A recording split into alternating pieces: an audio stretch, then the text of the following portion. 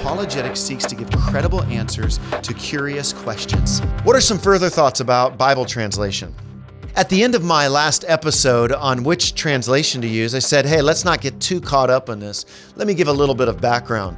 Earlier on in my ministry, I was living in Arkansas, and I was invited out to a rural area, and I spoke in this very traditional rural church. And after the service was over, this gentleman told me how they had a Bible burning evening. It was like the night before, the week before, and how they burned all non-King James versions.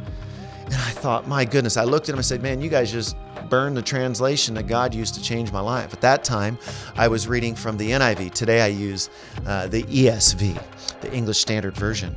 But my heart was torn at the thought of somebody feeling so strongly about a particular version that they felt comfortable having a Bible bonfire.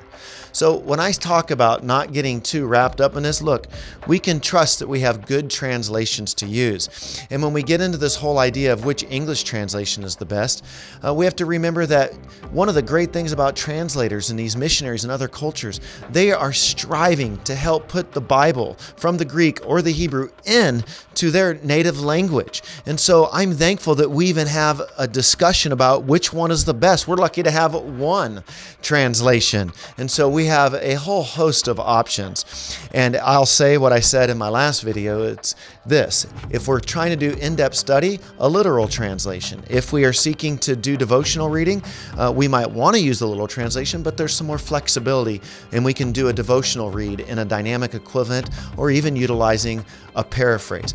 We just need to understand the purpose for which we're seeking to study the Bible and read it.